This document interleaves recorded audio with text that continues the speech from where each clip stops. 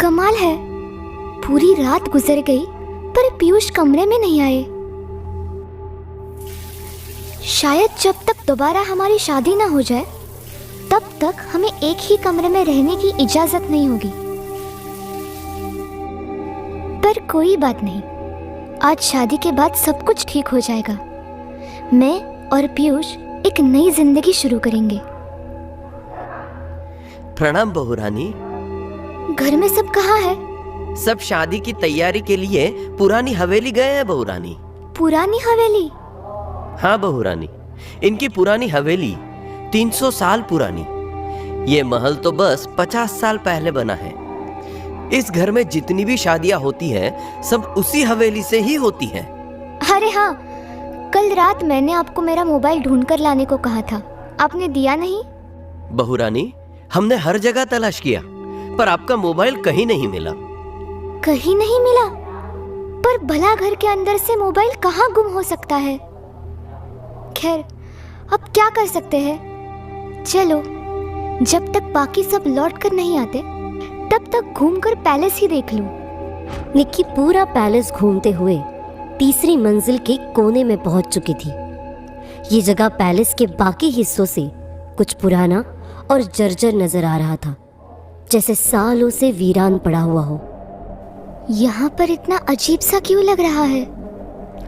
वापस चली जाती हूँ। असहज महसूस करने की वजह से उसने वापस कमरे में जाना ठीक समझा, लेकिन तभी उसे कमरे के अंदर 2 लोग बैठे हुए दिखाई दिए। ये लोग कौन है? कौन है तू लड़की, और बिना इजाजत हमारे कमरे में आने की जुर्रत कैसे की? और इसके कपड़े तो देखो क्या पहन रखे हैं। नमस्ते जी, मैं इस घर की छोटी बहू हूँ। आप जरूर पीयूष के दादा और दादी हो। ये दोनों पीयूष के परदादा और परदादी जी हैं। मम्मी जी, आप? तुम यहाँ क्या कर रही हो बहू रानी? वो मम्मी जी, मैं महल घूमते घूमते यहाँ आ गई थी। तुम्हें यहाँ नहीं आना चाहिए था बहू। इनको किसी भी तरह का डिस्टर्बेंस पसंद नहीं है। आई एम सॉरी मम्मी जी, मुझे मालूम नहीं था। मैं अभी यहाँ से जाती हूँ। ये कैसी लड़की को बहू बनाकर लाई है तू सुमित्रा? हमारे जाते ही तुमने हमारी परंपरा को ताक पर रख दिया। हमारे जाते ही? इनकी बात का क्या मतलब है? क्या सोच रही हो? अपने कमरे में जाकर आराम करो। मैं तुम्हारी शादी का जोड़ा भिजवाती हूँ। आज रात शादी के बाद तुम पूरी तरह से हमारी बहू रानी बन जाओगी। निक्की बेसब्री से दुल्हन बनने का इंतजार कर रही थी। तभी उसके कमरे में एक कम उम्र की लड़की आई। प्रणाम बहू रानी, मेरा नाम रचना है। पर तुम हो कौन? बस यूं समझ लो बहू रानी, एक अनाथ लड़की जिसे इस राज परिवार ने आश्रय दिया है। मेरा पूरा बचपन इसी राजमहल में बीता है। अब दोस्त कह लो, नौकरानी कह लो या फिर कुछ और, रचना आपकी सेवा में हाजिर है। अरे वाह, मेरा नाम निक्की है। तुमसे मिलकर खुशी हुई। रचना, तुमसे मैं कुछ पूछूं तो बताओगी? क्यों नहीं बताऊंगी बहू रानी, जरूर बताऊंगी। आप पूछो, क्या पूछना है?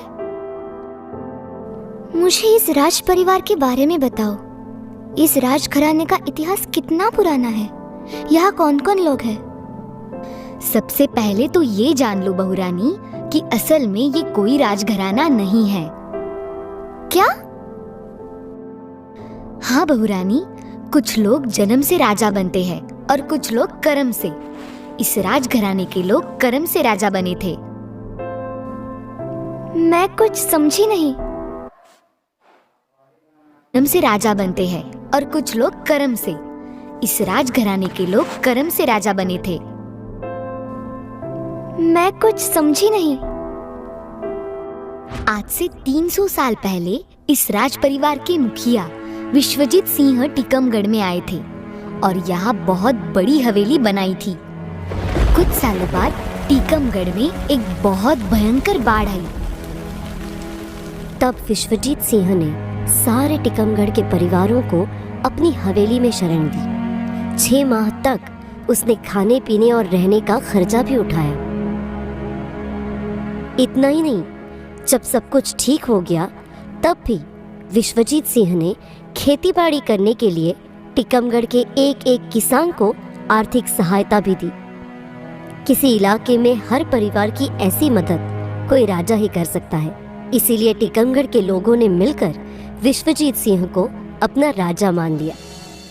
तब से टीकमगढ़ पर विश्वजीत सिंह के वंशज राज करते हैं। वाह, इस राजघराने का इतिहास तो बहुत रोमांचक है। और बताना इस बारे में। बताएंगे बताएंगे, सब बताएंगे। हम कहीं भागे थोड़े जा रहे हैं, पर पहले आपको तैयार होना है।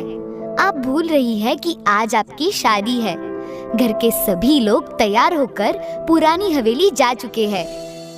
आपको भी तैयार होकर वही निकलना है। वाह, जरा देखो तो सही मेरे लिए कैसा शादी का जोड़ा भेजा है सासू माँ ने। लेकिन वो कपड़े देखकर वो चौंक उठती है। ओह माय गॉड, ये क्या मजाक है? शादी का काला जोड़ा और गहने भी ऐसे लग रहे हैं जैसे जलकर काले हो गए हो। काली चीजें तो मातम में पहनी जाती है। फिर क्या ये कोई मजाक है रचना? काले वस्त्र तो मातम में पहने जाते हैं। फिर नहीं बहू रानी, ये कोई मजाक नहीं है। इस राजघराने की शादियों में सब ऐसे ही कपड़े पहनते हैं। काला जोड़ा? हाँ बहू रानी, इस घर में बहुत सी ऐसी परंपराएं और रिवाज है जो आपको अभी अभी अजीब लगेगी। धीरे धीरे आपको सब समझ आ जाएगा। अचानक पीयूष की मम्मी को वहां देखकर निक्की चौंक उठी। रचना सही कह रही है बहू, तुम ज्यादा मत सोचो और जल्दी से तैयार हो जाओ। कुछ समझ नहीं आ रहा है। मैंने पहले भी बहुत से हिंदू शादियां देखी है, पर ऐसा रिवाज आज तक कहीं नहीं देखा। कुछ ही देर में निक्की तैयार होकर पुरानी हवेली पर पहुंच चुकी थी। ओह गॉड, ये तो एकदम किसी भूतिया हवेली जैसी दिख रही है। जुबान संभाल कर बात करो बहू रानी, ये हमारी पुश्तैनी हवेली है। सॉरी मम्मी जी। निक्की ने गौर किया कि वहां किसी भी तरह की सजावट नहीं की गई थी। नई हवेली के मुकाबले ये पुरानी हवेली बहुत ही सुनसान और डरावनी लग रही थी। मुझे लगा कि अगर इन्होंने मेरा स्वागत इतनी धूमधाम से किया है तो शादी में और अधिक रौनक होगी। लेकिन यहाँ तो ऐसा लग रहा है कि किसी बात का मातम मनाया जा रहा है। मन में 1000 सवाल लिए निक्की शादी के मंडप के पास आई। घर के सभी सदस्यों के चेहरे पर गंभीरता थी। हंसी ठहाका तो दूर, कोई आपस में बात तक नहीं कर रहा था। कितनी देर लगा दी आपने यहाँ आने में? अब जल्दी से इन्हें मंडप में ले जाइए, बाबा इंतजार कर रहे हैं। जी राजा साहब। शादी की रस्म शुरू हो गई थी। वरवधु अपना दाहिना हाथ आगे बढ़ाए। फिर पंडित जी ने निक्की और पीयूष के हाथ को एक लाल कपड़े से बांध दिया। अब उन्होंने जोर जोर से चिल्लाकर मंत्र पढ़ने शुरू कर दिए। फट स्वाहा। निक्की ये सब देखकर थोड़ा डरने लगी थी, लेकिन उसका घूंघट से ढका चेहरा उसके डर को छुपा रहा था। ये किस तरह से मंत्र पढ़ रहे हैं? कुछ मिनटों बाद वे शांत हो गए और पीयूष एवं निक्की की तरफ देखकर बोले, अब आप दोनों इस वेदी के 5 फेरे लीजिए। 5 फेरे? पर फेरे तो 7 होते हैं ना?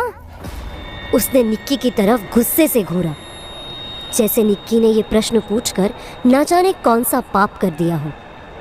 बहू, जैसा कहा जा रहा है वैसा करो, वक्त बहुत कम है। निक्की ने आगे कुछ ना बोलना ही उचित समझा। वो और पीयूष चुपचाप वेदी के फेरे लेने लगे। यहाँ की रस्म पूरी हो गई, अब आगे की रस्मों के लिए सभी हवेली के पीछे वाले कुंड में चलिए। निक्की और पीयूष बाकी सदस्यों के साथ हवेली के पिछले हिस्से में जा रहे थे, लेकिन इस अनोखी शादी से निक्की अब भी अचरज में थी। ना मंगलसूत्र पहनाया, ना सिंदूर लगाया, और फेरे भी केवल 5। ये आखिर कैसी शादी है? अब आप अपनी पत्नी के साथ इस कुंड में उतरे और स्नान करें, तभी यह विवाह संपूर्ण माना जाएगा। जी बाबा जी। मुझे गहरे पानी से डर लगता है पीयूष, ये करना जरूरी है क्या? डरो मत निकी, मैं तुम्हारे साथ हूँ। बस हो गया। नहीं, आप दोनों को कम से कम 5 बार कुंड में गोता लगाना होगा, तभी मालिक प्रसन्न होंगे। क्या? उस बाबा ने पीयूष की तरफ देखकर एक इशारा किया। इससे पहले कि निक्की कुछ सोच पाती, पीयूष ने उसकी गर्दन दबोची और उसका सर पकड़कर पानी के नीचे डुबो दिया। निक्की जोर से चीखे जा रही थी, लेकिन पीयूष बार बार उसका सर पानी में डुबोए जा रहा था। पीयूष नहीं! क्या निक्की बच पाई? क्या रहस्य था इन रस्मों के पीछे, और क्या असर पड़ने वाला था निक्की के जीवन पर? जानने के लिए देखें अगला भाग और सब्सक्राइब करें चैनल को।